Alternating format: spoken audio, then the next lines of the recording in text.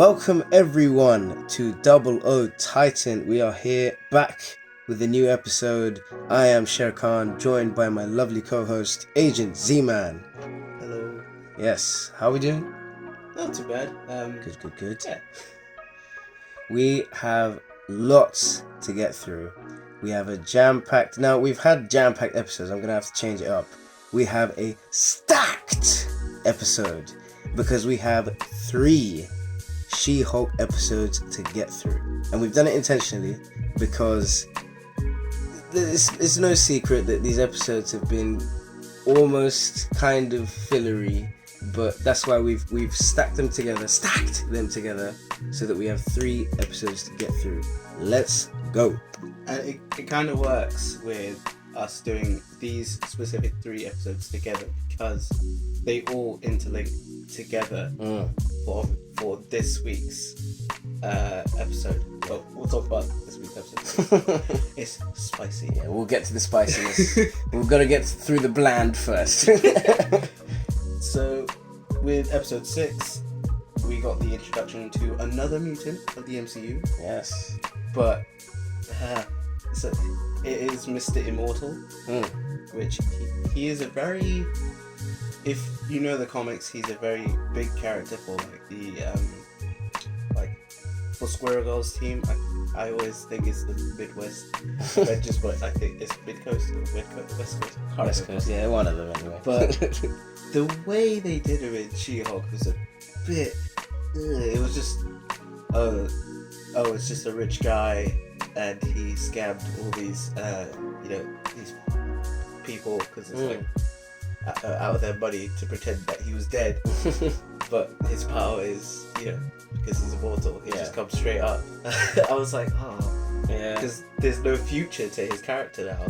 They've adapted a lot of the different characters, as we'll see in the latest episode especially, where a few different tweaks have been made to each of the characters. Like with Mr. Immortal, it's not exactly... Like, I don't know much about him from the comics. This is my first introduction to him. But they changed certain things to tailor it to what they're trying to tell. Yeah, I would say he's a C-rate hero just because, He's a hero? Yeah, he is. Nani? He is. That's why I'm like disappointed with this episode. With episode 6, when they introduced him just as a rich billionaire who's been escaping all his partners by pretending he was dead for each of them. It was really funny, to be fair. It was funny, but I kind of wish it was a different character or like a different hero because the fact that we're not gonna get that team, and it also sucks for those the fans for like Squirrel Girl and her team because we almost got a show. Well, what's he like in the comics for the unaffiliated? Me and some of our audience. So in the comics he's young, so that's completely different to the show. But the way he discovers his powers is a bit it's tragic because something like tragic in his life happens and he tries to kill himself. Right. But he finds out he's immortal. and he is a mutant, which they don't mention in the episode, and I kind of like. We'll get to episode 7 because they introduce another mutant. Yes. But they don't say outright he's a mutant. Only the comic fans know. But the way after his revelation that he's a mutant and he can't kill himself, he's like, I want to use my powers to be a superhero to make his life better. Right. By making other people's lives better. Interesting. So completely different. Very complex character compared to the rich guy who obeys his partner's book. Okay, because when you come at with that sort of history, you can see it's very different because he's a gimmick character in the show, in that they're trying to find a funny way for him to get out of the situation. And how's he going to do it? He's going to jump out of a window. He's going to do this. He's going to do that. And eventually he just apologizes to everyone and compensates with them with the money and all that stuff. So it's an okay introduction. But that episode also had the wedding, which we had Titania come back, and we kind of saw some development because She-Hulk or Jen, because the wife in the wedding didn't want to see Jen become She-Hulk to outstage the whole wedding. Yeah.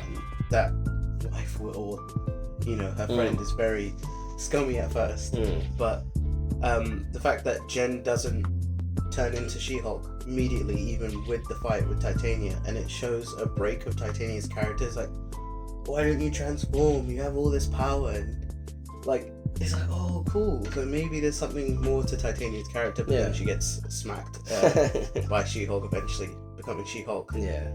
But we do get the introduction to an interesting character, Josh.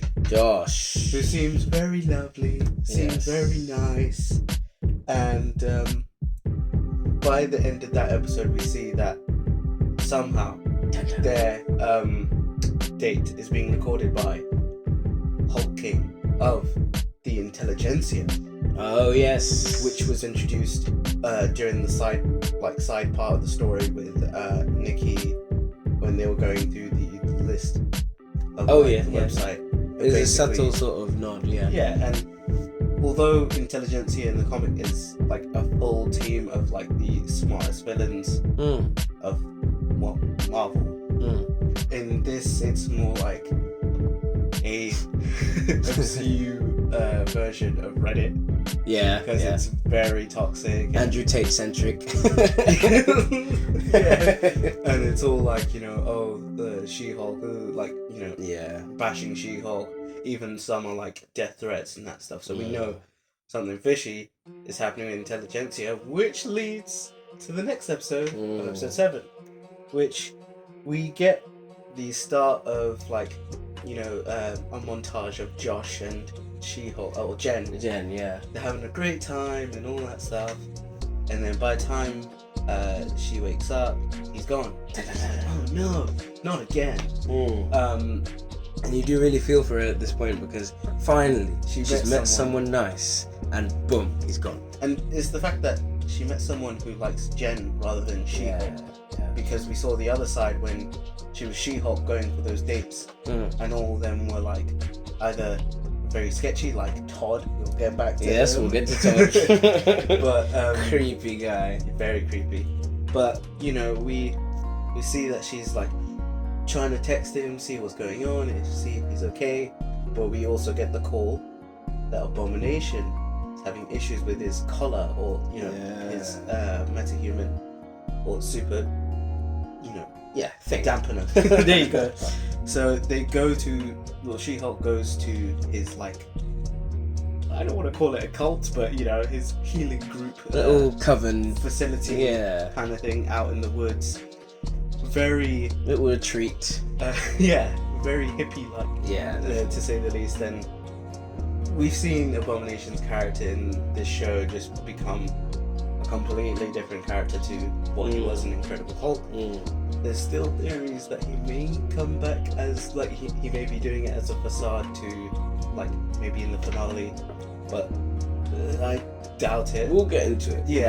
I don't think he will, but because we see in this episode he's very light and very chill. But there was a point where he was like, "Oh, I was just trying to catch my chicken," and like when he was explaining why his there's something fishy going on with him. I think it's more so that he loves to be Abomination, but not in the evil way. He just loves transforming into Abomination. I think he tried to do that, but then the brace, ding ding ding, kind of thing. But we get to see that he's not alone in this island. We see a bunch of D-rate villains. I'm gonna call them Z-rate heroes, bro. Z-rate villains / heroes. So we get like El Aguirre, I can't remember if that's his name, but he is also a mutant. Boom, another mutant in the Because we saw his energy sword, wasn't it? Yeah, like he used I think it was either electromagnetic powers through the sword, similar to like how for those who don't know, Silver Samurai's mutant powers, how he generates like tachyon energy through his sword, or like he can generate it and show it on the sword, similar to that with his character, but very interesting. His design was cool. I can't lie, it was cool. We had Manbull, I think so. Yeah. Another Man just- ball. Then we had Porcupine, who is a Ant-Man villain. Interesting. Yeah, he was like one of the first Ant-Man villains, which is like, oh, that's a very deep dive. Yeah. And he looked quite accurate, so I can't complain about costume design Yeah. for this show. Looks spot on. Not the CGI. I mean, the CGI has gotten better. It has gone better. Yeah. I've noticed that. Like, She-Hulk doesn't look as terrible as she did in the trailers. Yeah. Because she looked like a CGI monster. And now she's actually resembling Jen, and is resembling an actual human. Yeah. So it's fine. Yeah. And then the last two members is like very interesting implications if they are, like, as in one of them if they are who they are, but they call them, they are, one of them is a vampire. Yeah. Although Abomination says he's not a real vampire. But I don't know. You know, vampires in the MCU. Yeah. And the last one is a character we saw previously on She-Hulk. Yes. It is, I think it's Wrecker or Crowbar From the Wrecking Crew. Yeah. And you know, the episode did like She-Hulk did a fourth wall break and be like, oh, let's do it previously on this guy. Yeah. Because That was funny, yeah. which is fun. But they're not like here to defeat She-Hulk. They're actually just in like a talk trying to like be like, oh, we're trying to be better. And you know, with El Aguirre's character, or his, you know, like his aesthetic is more of like a matador, and Man Bull is clearly a bull. Yeah. So they had like a kind of like relationship where they, you have been doing this my whole life, but like, you know, the whole bullying between like a matador and a bull. Yeah. But it was fun. It was quite fun to see that. And it was a fun episode, but I'm very, very glad we got the next episode, because I was coming into this situation where I liked She-Hulk, I liked Jen, character's great, really endearing, really entertaining, but the show itself, yes, it's a comedy and it's a lawyer show, they keep saying, but give us the good stuff. Give us what we want. Yeah, I mean, to be fair, we did see during the episode 6, we saw the side plot of lawyering, but it's not She-Hulk doing the lawyering, it's Nikki and you know, the other characters, which the other characters are great, but to be honest, you know, I think the only interesting thing of episode 7, apart from those characters, because you know, you gotta see comic characters show up in the MCU, even if they're like Z-rate heroes / villains. But the end of the episode, unfortunately, Josh works for Hulk King, and he copied all the data on from Jen's phone, Yeah. as well as like take a picture of her when she's like, you know, after they've done their business. Like, it's so creepy, but you know, that's the least creepiest thing he's done. We just thought he took a picture, but we'll get into it. Because the next episode is crazy. Yeah, and it kind of like links to the next episode where we see the debut. Although we did see this character beforehand, but we see him in his full suit, and that is Leapfrog. Yes. Although sometimes he's known as Frogman, but it is Potato. Rotate's gonna rotate. Yeah, exactly. Let's not get that. But yeah, so we see Leapfrog, which is great. He's so inexperienced, although, you know, we see him try to defeat these like robbers. But he's clearly terrible. He grossly exaggerates the story to Jen when he's telling all of his injuries and they were big, huge guys, but I could take them. But they weren't even like, they weren't huge. They were just like normal, like literally. You know, I think the standard of like, you know, a normal goon or kind of like something like that. Oh, goon, henchman, we'll get into it. Yeah. But I kind of noticed that She-Hulk was reading a Leapfrog book when he was talking about the whole scene. So maybe he has a Leapfrog diary or something. I did like not that. notice that. I was thinking, oh, it's a Leapfrog comic, so she's just reading up to see who he is. And we have seen that in the past with Logan specifically, where the Xavier's reading the X-Men comics, and Logan is like, "What are you doing? That's not what really happened. What is this?" So we have seen, and of course we've dived into it in previous episodes, where there's a whole entire room in the law firm full of comic books, which we insinuated might actually be helping them to research villains and heroes. So we know comic books are in like this show in canon somehow, in canon, in the world. But it'll probably be like maybe retellings of certain events. Maybe they'll keep Iron Man alive in the comics. Maybe not, because his whole sacrifice was big deal. But you know, we see Leapfrog's suit catch on fire. Although jet fuel, baby. I was confused on that. I thought he was going to be using springs. Yeah. Because Leapfrog's iconic thing about him, apart from looking like a frog, is that he has springs on his feet, and like in the comics, when he jumps, it makes like a specific like onomatopoeia sound, like a spring. Yes. Kind of thing. And I was kind of let down that it was, you know, boosters or like the whole time we were watching, you were like, should he use springs? Yeah. Should he use springs? And I kind of wanted that if it was springs, like they like, because we do see that they malfunction, and you know he gets third-degree burns, which I think he was lying about. But if he used springs, they still could have used that whole malfunction kind of thing. Where, like the springs caught onto his foot, and he was using some like really weak strings for the spring. But alas, spring. Hey. But alas, he didn't use the springs. Yeah. He used the jet fuel. And it's interesting to know that we did see Eugene, aka Leapfrog, his character in a previous episode. We did discuss this last episode. Yeah. Where You actually see him walking out. It's a very quick shot, but he has a suit suit bag, and he's on his way to the door. Yeah, in Luke Jacobson's you know, apartment or complex. Yeah. I don't know where. Go back and watch that episode. Episode 5, isn't it? Yeah. Yeah. Go back and watch that episode, guys, and you will thank us for being able to spot him. Oh my god, that's him! Oh my god, that's Leapfrog! And So interesting enough, that episode was also the reveal of Daredevil's helmet. Yeah, which baby! leads into the fact that when Leapfrog tries to sue Luke Jacobson because of the, you know, malfunctioning suit. Yes. We get to see Luke Jacobson's lawyer. And Yes. it is none other than Matt Murdock. Boom, boom, boom. Return of the Matt. I thought it was really, really funny and really cool how they handled this entire episode, because from the moment it's like, wait, Luke Jacobson doesn't have an attorney.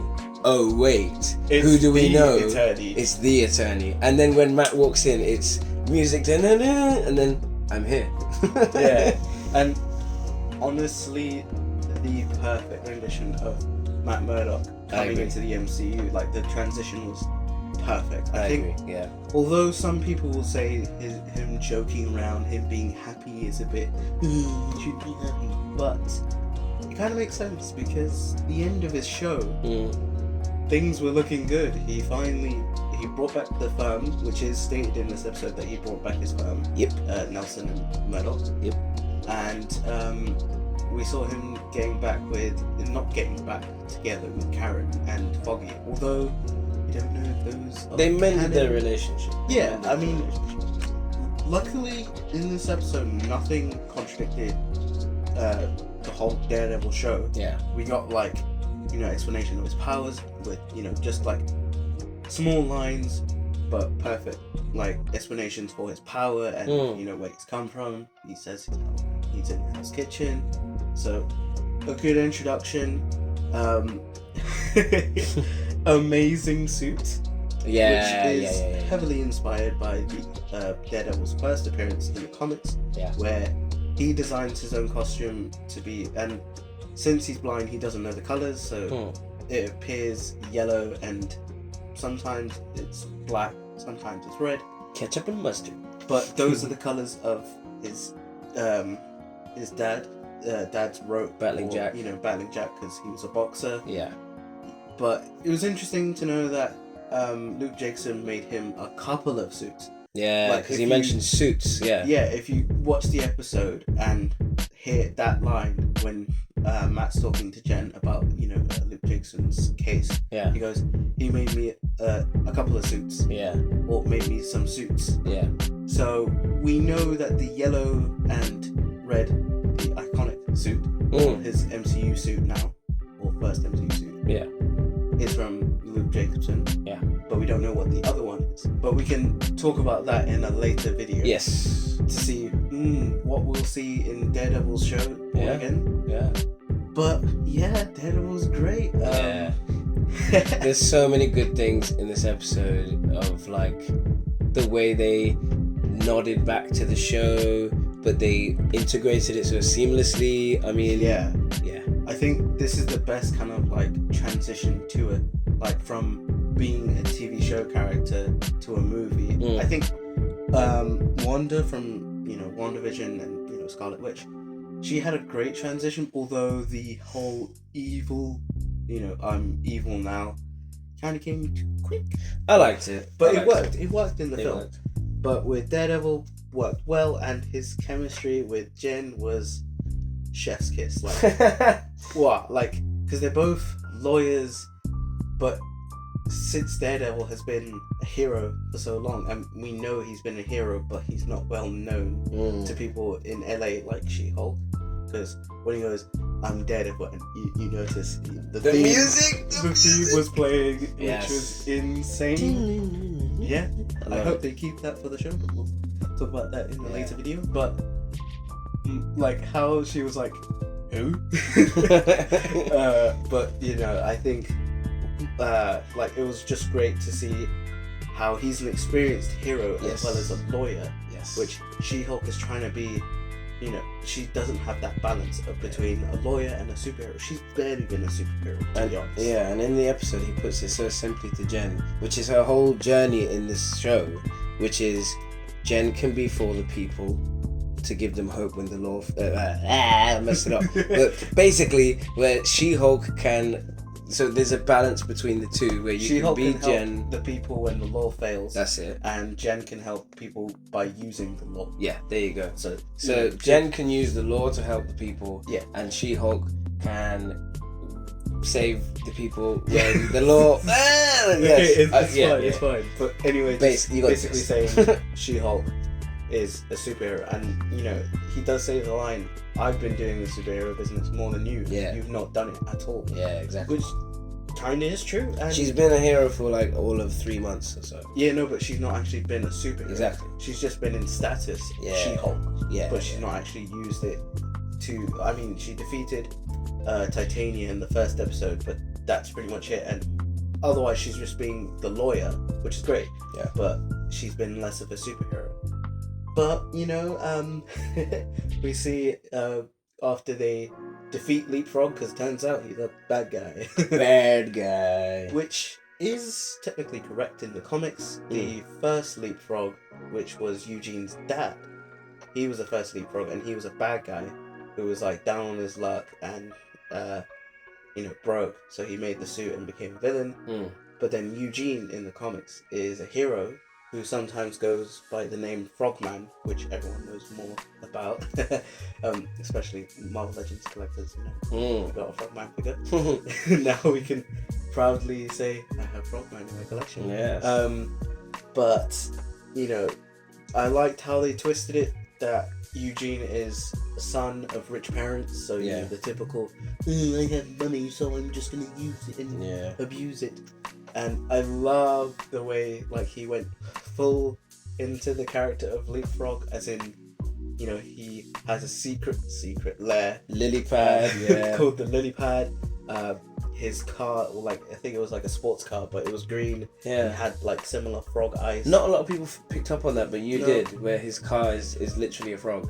Yeah, it looks like a frog, not like how in the comics when you see a superhero or supervillain vehicle, it's outlandish and properly like designed. This one is just like, oh, he's rich, so he's got like a sports car, maybe a Ferrari or Bugatti or whatever. But it looks like a frog.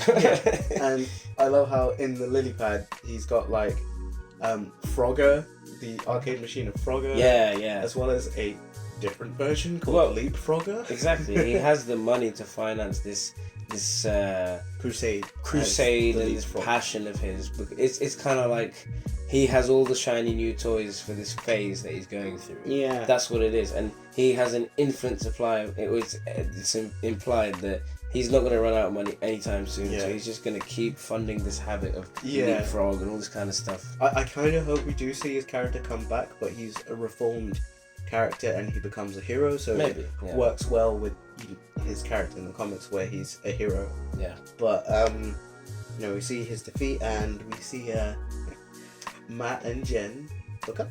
Yeah. Which, it was good that they showed the chemistry in the episode and it wasn't like a forced one. Like they had proper chemistry as they had like similar interests. Well, I mean, very similar interests, the lawyer, superhero kind of thing. And, they hook up and we see Daredevil do the walk of shame, which is just hilarious. And like, it kind of, my whole theory is the reason why he's got the yellow and red. And we know Luke Jameson's great with fashion, but I think it works well with Daredevil as a character. Maybe he has the suit when he's out of town, so hence why the bright colours, so he can stand out more compared to his red and that stuff. Yeah. But, that was fun, and we think the episode's ended, and even She-Hulk, Jen, like states, "Why are you guys still here?" Like, here? similar to like Ferris Bueller / Deadpool. At the end of like, "Oh, why are you guys still here? Go away." Yeah. But it's like she goes, "Oh, unless there's a twist where we reveal a Hulk that's red." Yeah. Very interesting. Yeah. I mean, we know the Thunderbolts film is happening, and there's rumors that they're recasting Thunderbolt Ross.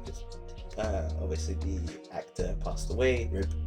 Yeah, but I think it's good that they're recasting him because Red Hulk as like a character has a lot of potential for the MCU, especially with Hulk if they fix the rights, because then we could actually get a full Hulk film.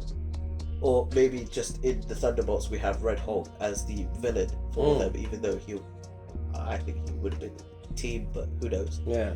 But another interesting thing before that, during the court case, Matt Murdock mentions a certain chords being repealed.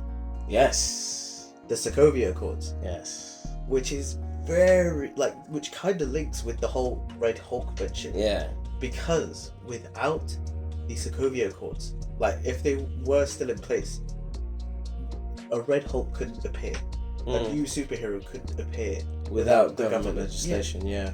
So either like between Endgame or probably Infinity War and now, they must have repealed the Accords. Yeah. Because I mean, who would care about that during like the blip and all those scenes where they needed superheroes in action? That makes sense actually. But it could also mean that Red Hulk is a possibility now because Ross could go, screw it, I could become Red Hulk and no one will have a say in it, which could lead into a Civil War 2 where they do a Superhumans Registration Act, so it's specifically on superhumans. Interesting. But that is a whole that's a video in itself. But just as she mentions that, and she mentions the other part is that it's either the Red Hulk or it's the fridging, which we know it's a term where a character, most specifically a female character, like in a story gets kind of like sidelined, or we see pretty much that happens to She-Hulk, because we get Nikki coming back and being like, come to the gala, and like She-Hulk's like, oh, we're doing this, doing the fourth wall break. It's pretty interesting, and they go to the gala, and they go to the fourth wall. Like prior to the episode, we see Todd. Scum Todd. Yeah, Todd.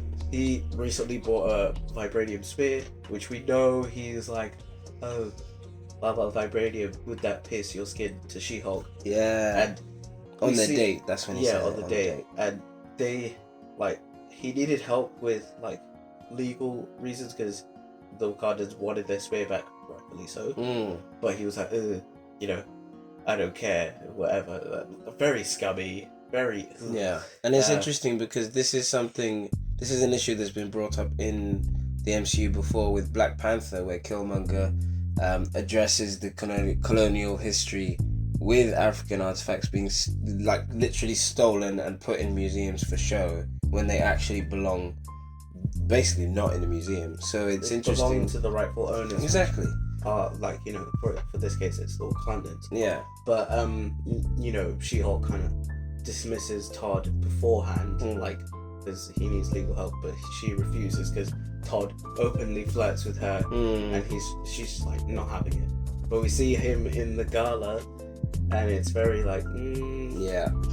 And then we have the scene, the twist. So, you know, before the twist, can we just talk about how the fact that there was the build up for the female lawyer of the month or year or whatever it was award, and then instead of us getting the satisfaction that She-Hulk wins, every single woman is selected, and just because they have a female division, that's how they show their appreciation. I feel it's like ridiculous. Yeah, no, that's what they're doing. But that's the point. And that's like, the point. You know, the host of the event was very, you know, misogynistic. Yeah. I'm like, oh yeah, what do these lawyers do? Female lawyers do? They do, you know, like the least amount of work or whatever. Yeah, they do it. Like very. I think the line was, they do everything we do except backwards and in high heels. Yeah. Ridiculous. And it's just like, and this show has been very vocal on its point of how, like, you know, men in certain instances can be very misogynistic and definitely very downgrading to women, and that's the whole point of She-Hulk. Like, she's trying to step out of that and like be strong, and you know, she's already strong as it is as Jen, but you know, with the show She-Hulk, she's not super strength. Yeah. But when she's doing her speech, the screen changes to the Hulk King icon. Yeah. And we see these two individuals with like masks, and I was very interested in the color of the mask. It wasn't like skin color; it was very orangey. Yeah. Which will lead to my whole theory about what's going on. But they basically humiliate She-Hulk with all the pictures and all the like stuff on her phone to like all the like matches she got on that dating website, as well as Josh recording both Jen and him. Them hooking up, which was that was the worst. Like, you think just like taking the picture after what they've done is bad, but recording it just destroyed Jen, and we saw the ferociousness of She-Hulk unleashed. Like, she destroys the screens.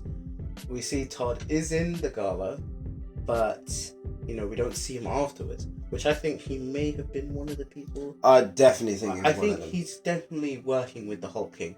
If not, he is the Hulk King. Like, yeah, that's a good point. Because, like, I don't think Josh is, like, we're definitely going to see Josh in the finale. Josh is an underling.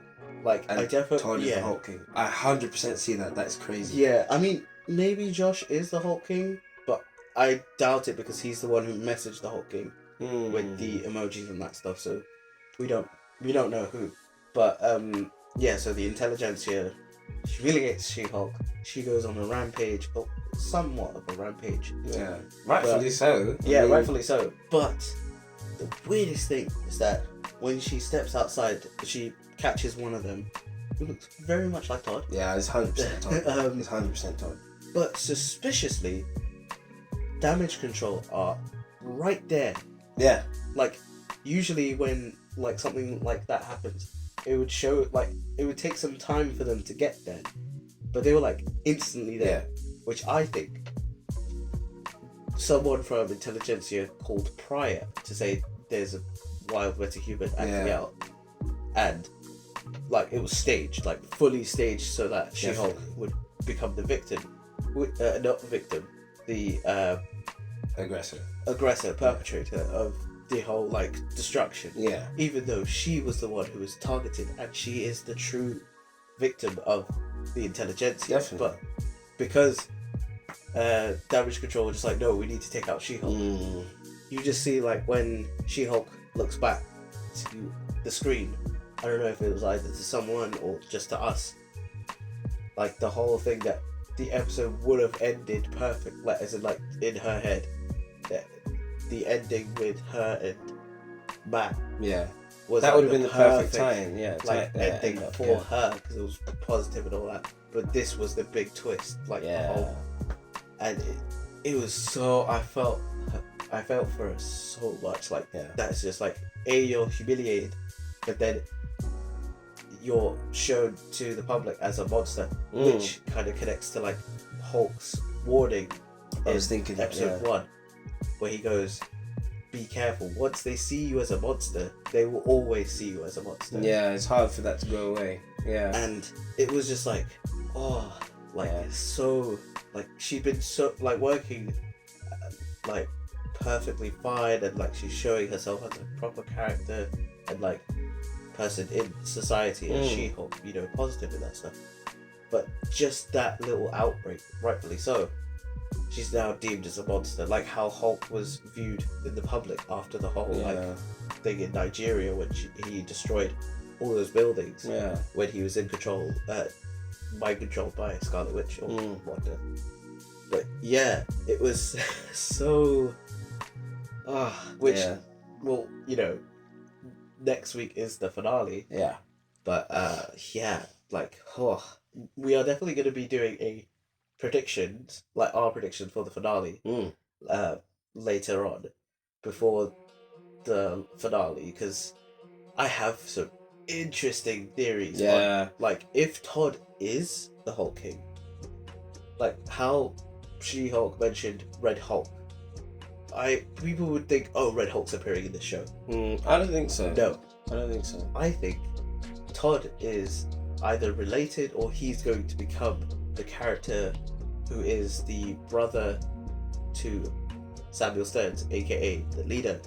Yes. In the comics, that character, like, because he's so jealous, or he's like, oh, I want the gamma powers, he becomes like his own Hulk character, and he's orange, and I think he's called Big Boss or something like that. Yeah. But I think we're gonna see that character rather than Red Hulk or because I think as much as this show has been, say what you will, right? And we'll go into this in our like predictions and in our finale. We'll sum up the show, but like, as much as people say it's a cameo show and all this kind of stuff, I don't think we'll be seeing it. That's not the point of it to be a cameo show. So I don't think we'll be seeing stuff as mad as like Red Hulk or anything like that. You know, I feel like the show in itself is grounded. It's kept itself, you know, sort street of level, not as street level as Hawkeye and Kate Bishop, where it was like almost too street level. This has kept itself afloat with the comedy, with the cameos, all that kind of stuff. But I feel like it's generally got a good story. There was a lot of like filler. I think if Titania was used more in the show, I think it would, like, she would have more of a character rather than just appearing as like social media icon and, you know, just randomly attacking She-Hulk, which maybe that was random. Who knows? She could be working for the Hulk King. Who knows? But I think the show has a good story, but I think it's just the fact that a lot of people don't like. I mean, it's fair because the last 2 episodes before this week's episode was very, like we said, filler. Yeah. It's just like it's okay, not like how.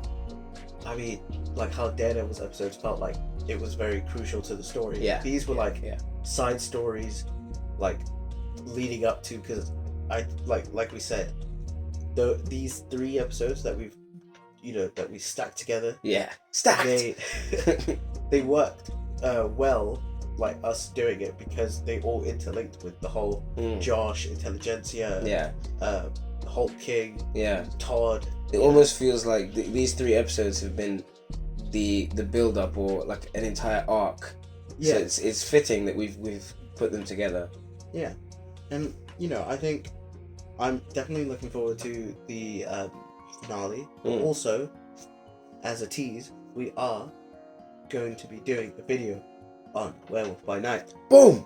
Yes, because that has recently just come out. Yeah. And boy, oh boy, I am excited. Yeah. Like, personally, I know Agent Z-Man is excited.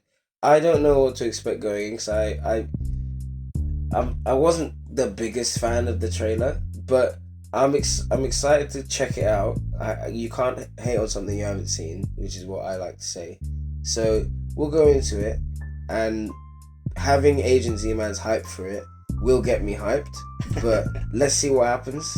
Let's keep an open mind about it. But we will definitely be bringing that video to you guys soon. So stay tuned. Stay tuned. Yes. And with that, we're signing off. So if you want to find like social media links, they are on the description below. Yes. And yeah, give us a like, give us a subscribe, give us a comment, show your love down below. But if you really love us, you subscribe. So yeah. Just go give us some love. Just subscribe and do it. And share it with your friends. Yes, share it with your friends. Get the word out there. 00 Titan is not going anywhere. We got loads of episodes for you. So stay tuned, my guys. Stay tuned. Thank you so much. This is Sher Khan and Agent Z-Man signing off. See ya. Ribbit and ribbit. Ribbit and ribbit.